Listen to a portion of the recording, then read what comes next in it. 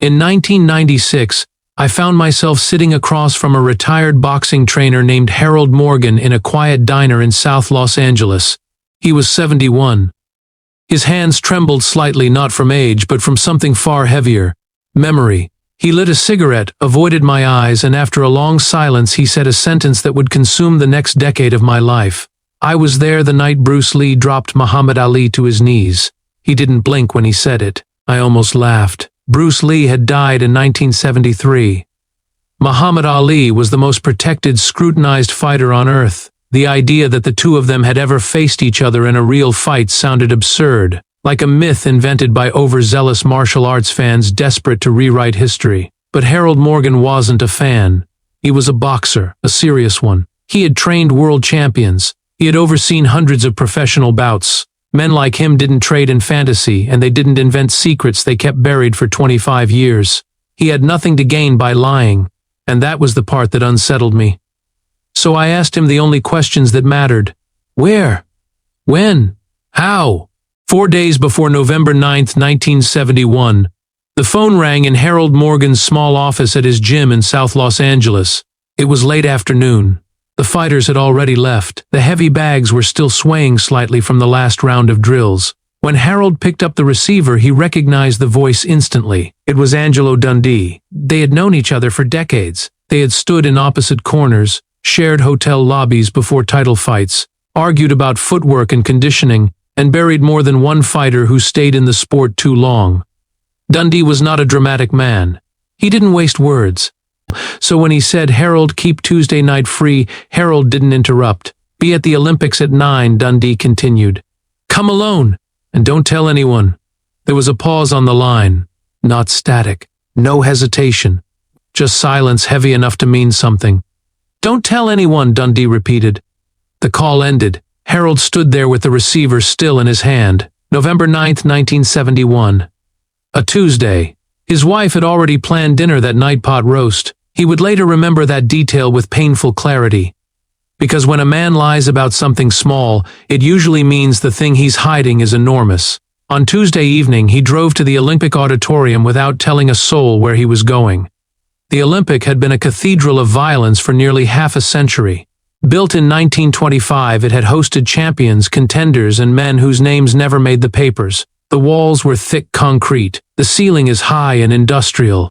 Even empty, the building felt like it was holding its breath. That night, the parking lot was nearly deserted. Harold counted no more than a dozen cars. 2 large men stood at the entrance. Not ushers, not security in uniform. These were professionals, quiet, observant. One of them stopped Harold before he reached the door. "Invitation?" the man asked. Harold gave his name. The second man stepped forward and frisked him, not casually. Thoroughly. Jacket, waistband, ankles, inside pockets, like he was entering a federal building. That was the moment Harold understood this was no exhibition, no sparring session, no publicity stunt. Inside, the vast hall was almost completely dark. Only the boxing ring at the center was illuminated for ceiling lights pouring down harsh white light. Everything beyond that circle faded into shadow. Row after row of empty seats disappeared into darkness. There were perhaps 40, maybe 50 men scattered across the first 3 rows. No women, no reporters, no vendors, no ring announcer, just men who understood violence. No one spoke above a whisper. Harold recognized several face trainers, former fighters, gym owners, men who had seen blood on canvas, men who had heard the crack of broken ribs. And yet that night they sat quietly, as if attending a funeral before the coffin arrived. The air smelled of dust, old leather, and cigarette smoke. Every few seconds someone would glance toward the side entrance. At 9:15 p.m., without fanfare, a door opened, and Muhammad Ali walked in. Not the Ali from television. Not the poet. Not the provocateur. There was no robe. No music. No entourage. He wore black training shorts. Black shoes. A white towel draped loosely over his shoulders. His hands were wrapped in plain white bandages, the kind boxers wear beneath gloves during routine gym work. He didn't smile.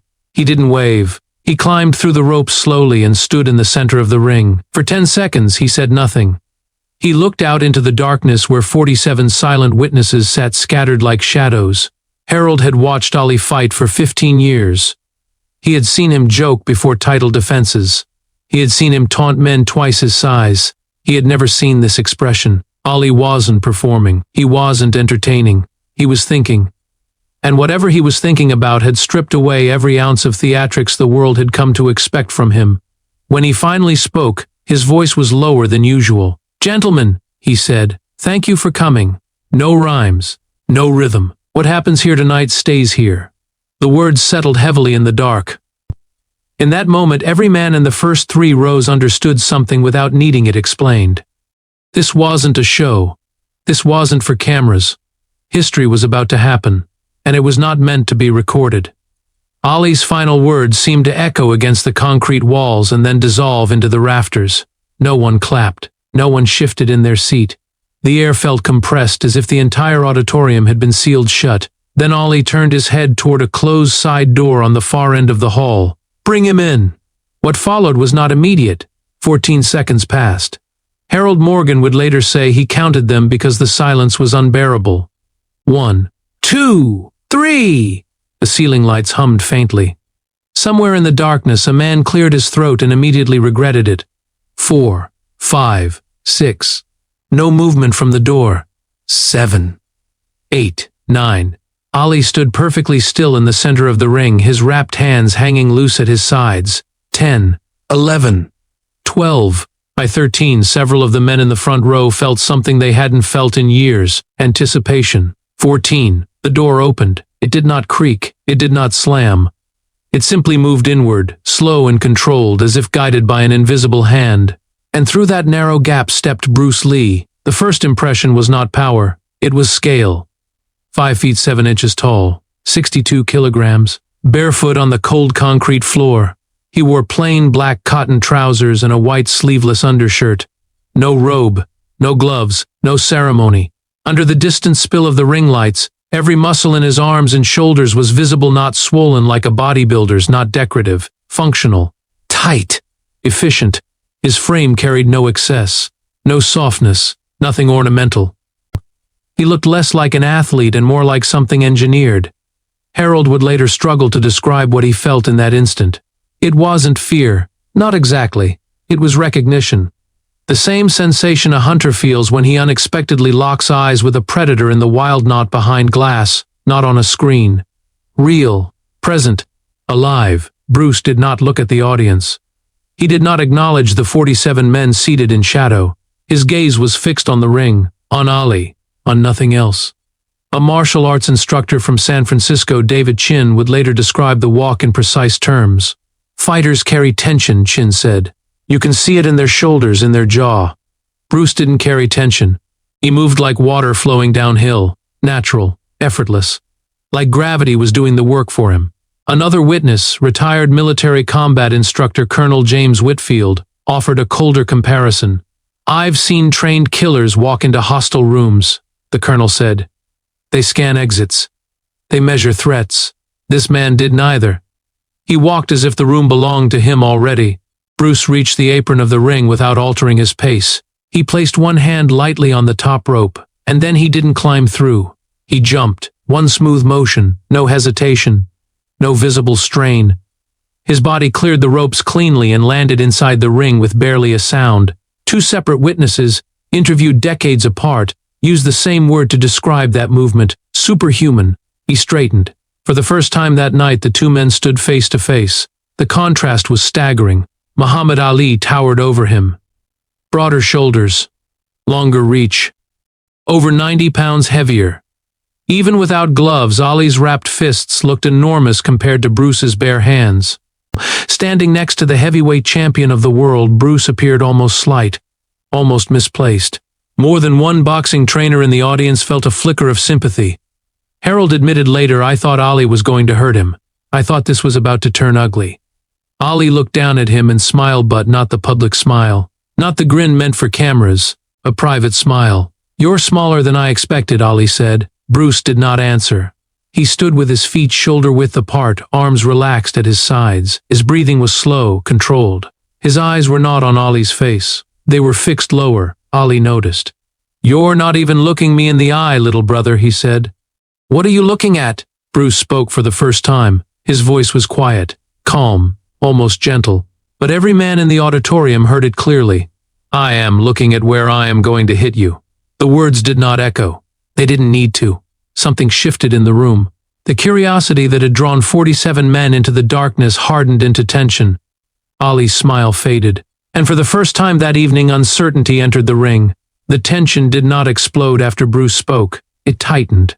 Ali's jaw shifted slightly. The private smile disappeared, replaced by something more analytical. He glanced toward the edge of the ring. "Angelo," he said. Angelo Dundee stepped forward and slipped between the ropes. Even under the dim ceiling lights, the lines in his face looked deeper. He addressed both men, but his voice carried into the first 3 rows. "Gentlemen," he said carefully, "the conditions are as follows. This is a controlled demonstration." He paused, choosing each word with surgical precision. "Muhammad will stand with his guard down. His hands will remain at his sides. He will not block. He will not strike. He will not move from his position." A faint stir passed through the audience. "Mr. Lee is permitted to deliver 1 blow to the body. 1. After that strike, regardless of outcome, this is over." Dundee looked first at Ali. "Crystal clear," Ali replied immediately. Then Dundee turned to Bruce Lee. "Do you understand?" Bruce nodded once. No wasted motion. No theatrical acknowledgement, just confirmation. Dundee stepped back through the ropes. Now it was only them. Muhammad Ali widened his stance and let his bandaged hands hang loosely at his sides. He lifted his chin slightly and tapped his solar plexus with 2 fingers. "Right here," he said. "Give me your best." Bruce did not move. 10 seconds passed. No feints. No warm-up steps. No tightening of fists. 15 seconds. The hum of the overhead lights became audible again. A man in the 3rd row shifted in his seat, the wooden frame creaking under his weight. 20 seconds. Ali's chest rose and fell steadily, but something subtle had changed. The fighters in the audience noticed it immediately. His breathing was just slightly faster, no, not from exertion, but from anticipation. 25 seconds. Bruce stood exactly where he had been standing, arms relaxed, shoulders loose, eyes fixed on the precise point beneath Ali's breastbone. He wasn't hesitating. He was waiting. 30 seconds. The silence thickened, pressing down on the room. Several witnesses would later admit they had never experienced anything like it, not before a championship bout, not during a title defense. Ali shifted his weight almost imperceptibly, a tiny recalibration of balance, the kind of movement invisible to spectators but obvious to professionals. "What are you waiting for?" Ali asked. Bruce answered without altering posture. "I'm waiting for you to stop thinking." The words landed harder than any punch could have at that distance. Ali blinked. It was small, almost insignificant, but every trained fighter in the auditorium saw it. In boxing, a blink under pressure is more than a reflex. It is a signal. The brain encountered something it did not predict, a fraction of a second in which certainty fractures. Ali blinked again. Adrenaline began to move through him in measurable waves. His shoulders tightened. The muscles along his abdomen contracted slightly, preparing for impact that had not yet arrived. 35 seconds. Bruce remained motionless. Colonel James Whitfield would later describe him as switched off, like a photograph standing upright in the ring. No visible breathing pattern, no weight shift, no preparatory twitch. But inside that stillness, something was happening. Time was no longer neutral. Every second that passed amplified Ali's anticipation. Every second sharpened the edge of uncertainty. His body, trained for 15 years to react to visible threats, could not locate one. Bruce had become the absence of movement. 40 seconds. Ali swallowed. The audience could feel the imbalance forming, not physical but psychological. Ali had agreed to the rules. He had volunteered vulnerability, yet somehow he was the one being maneuvered. 42 seconds. 43. Bruce's gaze never left its target. 45 seconds. Ali's voice broke the silence again, louder now, edged with command. "Hit me!" The word carried frustration beneath it, but even then Bruce did not rush. For just a fraction longer, he held the moment suspended, stretching it, shaping it, allowing Ali's nervous system to surge forward unchecked. In that suspended pocket of time, the hierarchy inside the ring shifted. The heavyweight champion stood exposed. The smaller man stood perfectly calm. And every witness in the darkness understood something irreversible.